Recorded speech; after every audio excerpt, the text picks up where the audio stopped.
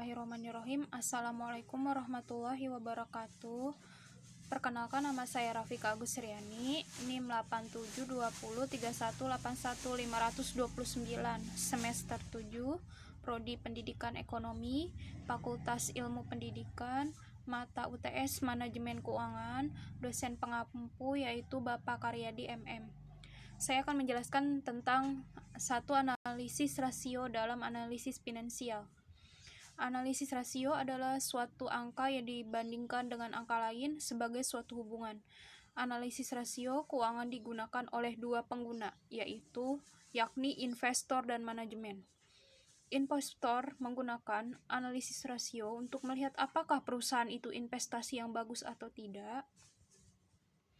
Analisis terhadap laporan keuangan suatu perusahaan pada dasarnya dilakukan karena ingin mengetahui tingkat profitabilitasnya atau keuntungan dan tingkat resiko atau tingkat kesehatan suatu perusahaan.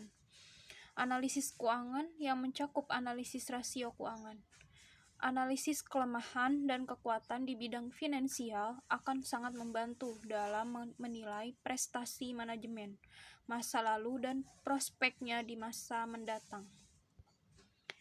Likuiditas adalah kemampuan perusahaan untuk memenuhi kewajibannya, yang juga digunakan untuk menunjukkan posisi keuangan atau kekayaan suatu perusahaan. Solvabilitas adalah rasio keuangan yang mengukur kemampuan perusahaan untuk memenuhi semua kewajiban baik utang jangka pendek ataupun utang jangka panjangnya. Solvabilitas menunjukkan kemampuan perusahaan untuk melunasi seluruh utang yang ada dengan menggunakan seluruh aset yang dimilikinya. Rasio rentabilitas bertujuan bentuk mengetahui kemampuan bank dalam menghasilkan laba selama periode tertentu. Juga bertujuan untuk mengukur tingkat efektivitas manajemen dalam menjalankan operasional perusahaannya. 2. Modal perusahaan dan modal kerja. Modal kerja, yang juga dikenal sebagai modal kerja bersih atau NWC, adalah perbedaan antara aset lancar perusahaan seperti uang tunai, piutang, atau tagihan pelanggan yang belum dibayar, dan persediaan bahan baku dan barang jadi dan kewajiban saat ini seperti kewajiban akun hutang.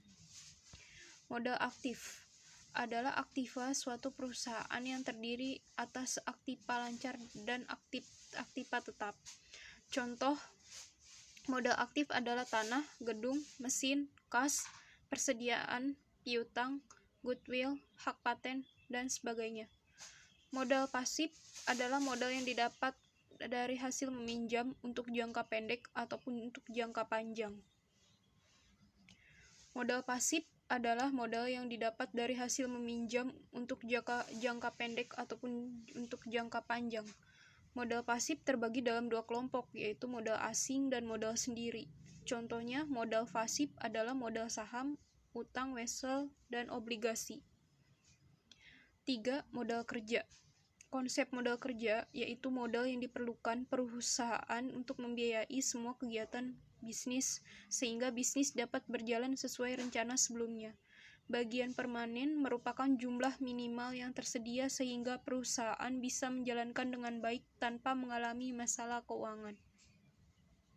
Jenis-jenis modal kerja. 1. Modal kerja kotor atau disebutnya gross working capital. 2. Modal kerja bersih atau net working capital. 3. Modal operasional. Perputaran modal kerja menunjukkan hubungan antara banyaknya penjualan bersih dalam suatu periode dengan modal kerja yang ada. Semakin pendek periode perputaran modal kerja, berarti semakin cepat modal kerja berputar.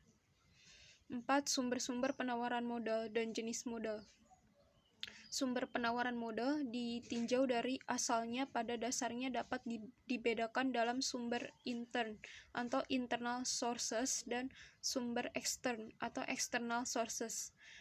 Modal yang berasal dari sumber intern adalah modal atau dana yang dibentuk atau dihasilkan sendiri di dalam perusahaan. Sumber penawaran modal menurut asalnya dapatlah disebut 1. Tabungan dari subjek-subjek ekonomi, 2. Penciptaan atau kreasi uang kredit oleh bank-bank, 3. Intensifikasi daripada penggunaan uang. Pasar modal merupakan kegiatan yang berhubungan dengan penawaran umum dan perdagangan efek perusahaan publik yang berkaitan dengan efek yang diterbitkannya, serta lembaga dan profesi yang berkaitan dengan efek. 5. Biaya modal atau cost of capital adalah biaya real yang harus dikeluarkan oleh perusahaan untuk memperoleh dana, baik yang berasal dari utang, saham, preferen, saham biasa, dan laba ditahan untuk mendanai supaya investasi atau operasi perusahaan. Cara menghitung cost of capital, terdapat beberapa tahapan yang harus Anda lakukan untuk menghitung cost of capital, terutama pada biaya modal rata-rata tertimbang atau WACC. Berikut ini adalah rumusnya. WACC sama dengan WD kali KD. 1 min TAX plus WP kali KP tambah WR kali KR tambah WE kali KE. 6. Analisa laporan keuangan. Analisa laporan keuangan adalah kegiatan mengidentifikasi, menilai, dan membandingkan laporan keuangan pada tahun berjalan dengan tahun sebelumnya. Tujuan analisis laporan keuangan bagi manajemen dan investor. Analisis laporan keuangan sebuah perusahaan bisa memberikan penilaian sebelum menentukan pilihan investasi ke perusahaan tersebut. Jenis analisis laporan keuangan. Prosedur analisis dapat digunakan sebagai perbandingan antara setiap pos keuangan di laporan periode berjalan dengan periode sebelumnya. Terima kasih atas presentasi saya. Mohon maaf apabila ada kekurangan. Wassalamualaikum warahmatullahi wabarakatuh.